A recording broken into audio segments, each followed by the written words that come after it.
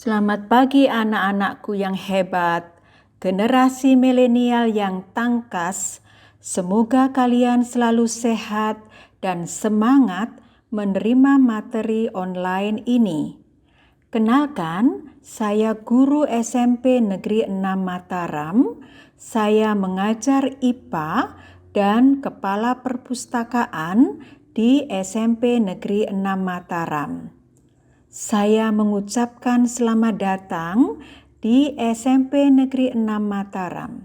Sekarang kita akan bersama-sama belajar tentang belajar efektif. Apakah belajar itu? Belajar adalah suatu proses usaha yang dilakukan seseorang untuk memperoleh suatu perubahan tingkah laku yang baru secara keseluruhan sebagai hasil pengalamannya sendiri dalam interaksi dengan lingkungannya. Nah, tujuan belajar yaitu untuk memperoleh atau meningkatkan tingkah laku dalam bentuk pengetahuan, keterampilan, sikap positif, dan berbagai kemampuan lainnya. Apakah belajar efektif itu?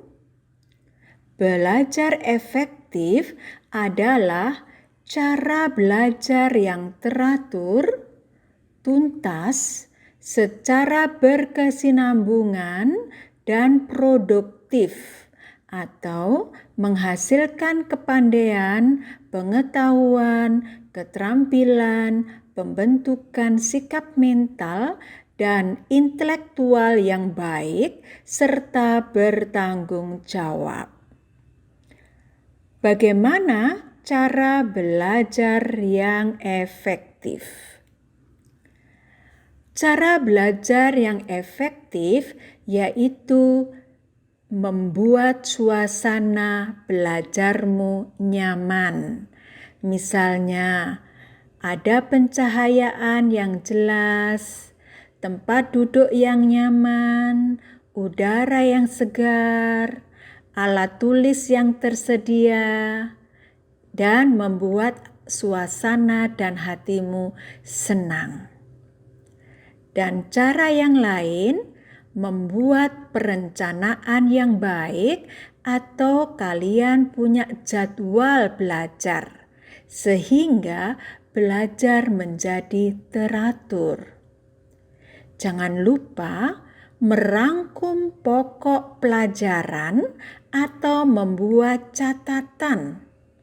Hal ini digunakan agar tidak mudah lupa apa yang telah dipelajari dan akan dibaca atau dipelajari kembali untuk mengingat apa yang telah dipelajari.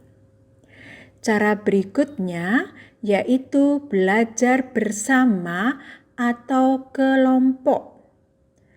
Apalagi di masa pandemi ini, segala sesuatu menggunakan online, maka belajar bersama sangat dibutuhkan.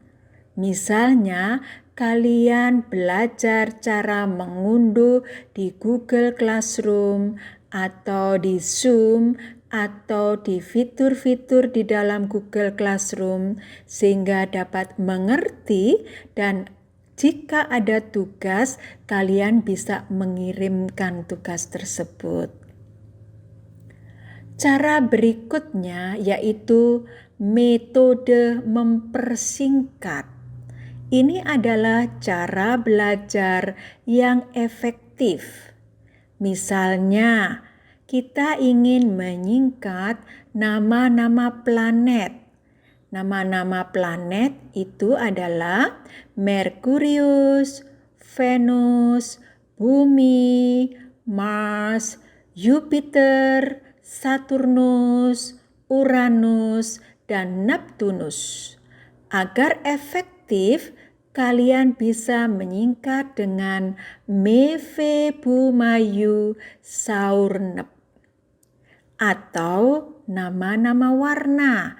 Misalnya merah, jingga, kuning, hijau, biru, ungu. Kalian bisa menyingkat dengan mejiku hibiu. Nah, cara belajar yang lain yaitu belajar dengan praktik. Belajar dengan praktek untuk membuktikan sesuatu yang belum dipahami sehingga dapat dijelaskan dengan cara praktikum. Misalnya, belajar mengukur suatu benda atau membuat larutan atau melihat apakah lampu dapat dirangkai dengan seri dan paralel. Jika hanya secara teori, maka hasilnya mudah lupa. Belajar dengan praktek ini untuk meningkatkan daya ingat. Belajar yang lain yaitu dengan trial dan error. Mencoba dan mencoba dari suatu kesalahan, tentu ini kita tidak boleh putus asa. Ya, dan cara belajar berikutnya mendengarkan penjelasan guru. Untuk mendengarkan penjelasan guru diperlukan kesiapan dan fokus belajar, sehingga otak kita siap menerima apa yang disampaikan oleh guru. Cara belajar yang lain, jangan malu bertanya. Ini sangat penting supaya kalian benar-benar memahami apa yang telah dipelajari, apa kesulitan kalian, sehingga kesulitan itu segera dicari jalan keluarnya, dan kalian dapat memahami dan melakukan bagaimana jalan keluarnya. Cara belajar yang lain yaitu rutin, tetapi waktunya tidak lama. Apalagi belajar secara online untuk mengoperasikan internet, Google Classroom, kemudian Zoom atau Google Meet, kalian harus secara rutin. Ataupun pada waktu kalian belajar matematika, belajar IPA, perlu rutinitas. Dan waktunya tidak lama ya, supaya dapat melekat di dalam otak dan tidak bosan. Cara belajar berikutnya yaitu disiplin dalam belajar. Ini berhubungan dengan jadwal belajar. Belajar itu mengerti, bukan menghafal. Misalnya belajar matematika atau IPA dalam bidang fisika, kalau menyangkut hubungan atau rumus, kalau hanya menghafal mudah lupa. Harus diterapkan dan dipahami. Agar belajar kita bermanfaat, kerjakan pekerjaan rumah atau PR agar kita selalu serius dalam belajar. Berikutnya adalah serius dan tekun, ya. Sama seperti tadi, mengulangi pelajaran yang sudah diajarkan.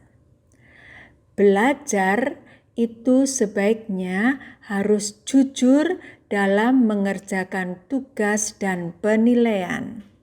Jika kalian tidak suka mencontek, kalian akan memiliki kekuatan diri, berinovasi, percaya diri, dan belajar mandiri. Dengan demikian, pada saat penilaian, kalian akan puas karena belajar kalian sesuai dengan tujuan perubahan tingkah laku. Nah, dalam belajar kalian banyak berlatih pelajaran yang kurang disukai. Biasanya anak-anak kurang suka pelajaran matematika dan bahasa Inggris atau IPA yang bagian fisika. Nah, kalian harus berlatih dan berlatih untuk menyukai pelajaran itu. Dan untuk supaya kita paham terhadap pelajaran di dalam sekolah atau di dalam kurikuler, kalian bisa ikut kegiatan ekstrakurikuler yang disukai.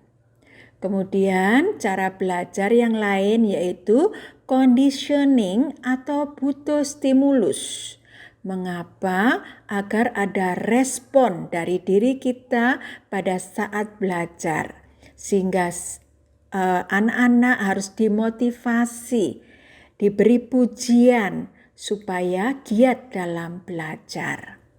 Nah, cara belajar yang efisien yaitu mencari pembimbing yang baik. Pembimbing yang baik adalah guru dan orang tua kalian yang mengetahui intisari dari apa yang dipelajari atau orang lain yang paham terhadap apa yang akan kita pelajari. Cara belajar yang baik juga menggunakan media sumber-sumber yang relevan. Jadi, bukan hanya satu sumber, tetapi banyak sumber. Misalnya, buku paket, buku yang relevan, internet, dan media yang lain. Nah, apa manfaat belajar yang efektif? Nah, manfaat belajar efektif yaitu dapat lebih mudah mengerti berbagai pelajaran yang belum dimengerti. Dan juga dapat mengingat yang telah dipelajari dan meningkatkan manajemen memori. Untuk itu, anak-anak, kalian harus mengetahui apa gaya belajar pelajarmu atau apa gaya belajarmu, ya. Gaya belajar bisa dibagi menjadi 3 secara umum, yaitu gaya belajar secara visual. Gaya belajar secara visual yaitu gaya belajar yang memanfaatkan daya penglihatan. Misalnya sambil menonton, melihat, dan gaya belajar ini biasanya tidak suka menulis apa yang dia pelajari. Namun dia akan lebih paham apabila diberi bukti menyangkut penglihatannya. Gaya belajar yang lain yaitu auditori. Ini memanfaatkan pendengaran. Anak yang belajar auditori biasanya belajar dengan musik, suka mendengarkan penjelasan oleh guru, tetapi kekurangannya yaitu mudah lupa. Kemudian belajar kinestetik. Gaya belajar kinestetik yaitu dengan gerak yang dilakukan secara verbal. Misalnya mencatat, ya, membaca, praktikum, olahraga, menari. Nah, supaya cara belajarmu efektif, kalian juga harus mengenal gaya belajar kalian. Apakah kalian termasuk visual, apakah termasuk auditori, atau termasuk kinestetik sehingga cara belajarmu efektif. Nah, tadi kita sudah bahas mengenai jadwal belajar. Kapan waktu belajar yang baik? Ada 8 waktu terbaik bagi otak. Yang pertama, jam 7 sampai jam 9 pagi kita sedang semangat dan gairah. Yang kedua, jam 9 sampai 11 siang daya kreativitas kita meninggi. Yang ketiga, jam 11 sampai 2 siang kita bisa mengerjakan tugas-tugas yang sulit. Yang keempat, jam 2 sampai 3 siang beristirahat. Ingat, otak kita membutuhkan istirahat. Kelima, jam 3 sampai jam 6 sore baik waktu belajar kolaborasi atau kelompok. Sedangkan yang keenam, jam 6 sampai 8 malam baik kita melakukan tugas-tugas secara pribadi. Ketujuh, jam 8 sampai 10 malam kita harus mengistirahatkan otak kita sambil bersantai. Dan jam 10 malam saatnya tidur. Nah, waktu terbaik untuk belajar kapan ya? Yang pertama, jam 9 sampai 11 pagi otak kita sedang fokus-fokusnya. Jadi pada saat pembelajaran secara online kalian baik menggunakan jam 9 sampai 11 pagi untuk mendengarkan penjelasan guru atau tutor. Jam 11 sampai 2 siang itu adalah waktu konsentrasi. Dan ini juga dibutuhkan supaya kita dapat mengolah apa yang kita pelajari. Jam 6 sampai jam 8 malam kita bisa belajar secara pribadi atau mengerjakan tugas-tugas pekerjaan rumah. Nah, itu adalah waktu terbaik untuk belajar. Baik anak-anak, itu tadi penjelasan saya berkenaan dengan belajar efektif. Terima kasih kalian sudah mengikuti pembelajaran secara online. Sepena jaya berpacu dalam prestasi.